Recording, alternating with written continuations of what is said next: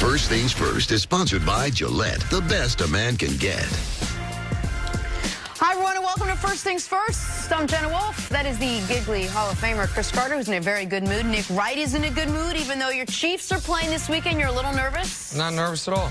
I'm just an impartial analyst. Do you want to watch the game at Chris's house with a bunch of other people? You know, I got my kids. I have my kids every weekend, by the way, but my wife's out of town. So I should say I am the only person responsible for my kids this weekend. You and Jenna are the only people that I know. What are you doing this weekend? I'm babysitting. What babysitting? We both have our kids. Both of our wives are out of town. Right, both our wives are out of town, and listen, man.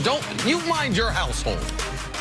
What's going down, baby? All right, let's talk some football. That is square on everyone's mind this morning as we get ready for the weekend. We are quickly approaching Championship Sunday, and for the Patriots, this will feel different. Not the game, but the odds. Patriots at Arrowhead to face the Chiefs. Get this, Pats will be playoff underdogs for the first time since the 2013 AFC Championship game. Break out the dog masks. Julian Edelman is certainly embracing the underdog role, tweeting out a hype video with the hashtag #BetAgainstUs. Here's what Brady had to say on not being favored come this Sunday. Doesn't change much for us, but it just, shows you kind of what, people would think about, what our chances are. That's about it. No more added comment to that. See, come on. The Patriots can't really, truly think they're underdogs in this. Well, Jenna, you've been around sports for a long time, that it's one of the best tools that players, coaches will always use, trying to create that type of edge. We saw it even as recent as last year. The underdog, the Philadelphia Eagles, the mask, everything. Yeah, they totally embraced it. And now we've had one of the greatest franchises that now all of a sudden, because they're not as talented, they got blown out on the road several times, that now they're getting ready to embrace, because Bill Belichick does a great job of every week, some type of way, creating an edge in New England. That's how you're able to be consistent. So this is not the first time that New England, and as an organization or coaching staff, is going to take advantage of say, we're going to be the underdog. They create that every week. That's the way he coaches.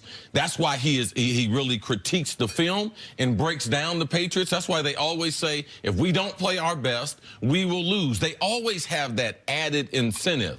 Now they really have incentive, because this is a young, up-and-coming team in the Kansas City Chiefs. They don't particularly match up well with them. They don't play well on the road, especially in AFC Championship games. So, yes, it is set up. They should be an underdog. Kansas City has played a lot better football than the New England Patriots, and they should have home field advantage. So those are some of the perks.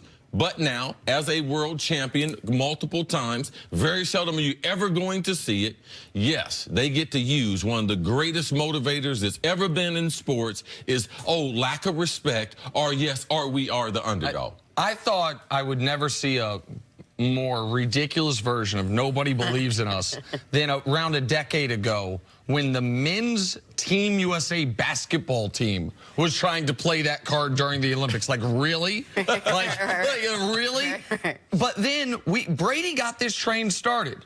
He didn't come off the field against the Chargers, was like, hey, I know a lot of you analysts on TV picked against us. We're still alive. It was, I know we suck and we can't win any games. And now Julian Edelman, it's not only releasing a hype video, which, by the way, evidently I contributed to with some of my commentary on the Chiefs. No problem, Julian. Glad to help you sell some of your merchandise. He's selling T-shirts that bet against us. And Julian Edelman, by the way, I didn't know. You can buy a Julian Edelman skateboard on this website, a Julian Edelman onesie. I didn't know he had this whole budding empire, but that's neither here nor there. Just a little level set on the Patriots. They have been favored leading into this week in 67 consecutive games that Tom Brady started. Since the undefeated 07 team, they have played 24 playoff games. They were favored in 23 of those playoff games. So what has happened this year? It's very simple what has happened. They played in their first playoff game, a team with a better record, a team that was coming off a great performance. They had looked shaky, and I would say a third of the national media picked them to lose. And for the Patriots, that is as if we all said they're the Jets now. Right. That they, you know what I mean? Wait, hold on. It wasn't 1 in 10 that said we could lose. It was 1 in 3. They had their worst regular season they've had in a decade. Brady went from the MVP of the league to a fringe Pro Bowler, and so people analyze that as such. It doesn't make them the bad news bears as they are presenting themselves. Why do you think they are underdogs in this game? Let's just break down what it is. You said that these two teams don't match up well. Why are they underdogs? They don't have the ability, New England, to be able to throw the ball deep down the field. They don't have guys outside to be able to dominate. They don't have the overall team speed. Their linebacking core is not very good in pass coverage. They don't have a dominant pass rush. They probably have the worst defensive front of all the 4 teams. They are the Jets. No, but their secondary is probably the best. So there are problems with how they play. Lack of big plays down the field. There's a reason why they're leaning on Sony Michel and that offensive line. There's a reason why they're playing James Devlin more than he's played any other time in his career. There's a reason why they have Gronk in the backfield as a lead blocker, because they even realize at this point that they are talent challenged on the offensive side, and they have to slow the game down and play this style for which they probably won their first 3 Super Bowls. And there's nothing wrong with it, but the only reason why you play this style is because this is your strength compared to what their strength used to be, and that was throwing the football, throwing it 40 times a game. All that's true, but with all that being the case, if this game were in Gillette, they'd be the 3-point favorite. They are the underdog because... Well, actually, if Kansas City is a 3-point favorite, right, Nick? Yes. That means Vegas thinks it's an even game. It's an even matchup. And so that's why if it were in Gillette... So Vegas is giving New England is saying a tremendous amount of credit. A tremendous amount of respect. Yes. Like, does anyone think that it would be legitimate for the Rams to come out with this week? Nobody believes in us. Everyone thinks we suck. Because they're 3.5-point underdogs. Here's why. Right. After a 13-3. After a 13-3 season. Yes. Here's the biggest reason why they're underdogs. The last 10 AFC and NFC championship games have been won by the home team. You have to go back all the way to 2012 for a road team to have won one of these games. The Patriots, in the last 5 years leading up to this, have won 3 of these games. They've lost 2.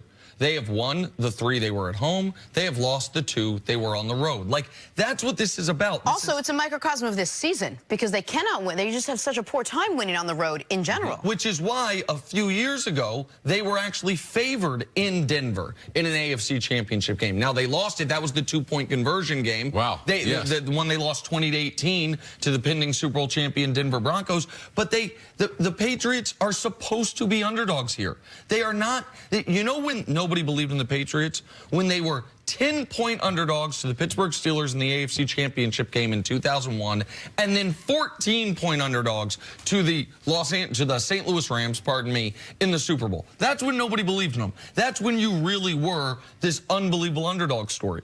You are the greatest dynasty, arguably, in the history of sports, with the greatest coach and the greatest quarterback, and you just came off a game. You were up 35-7 at the half. You can't, playing this card, I understand the motivational factor.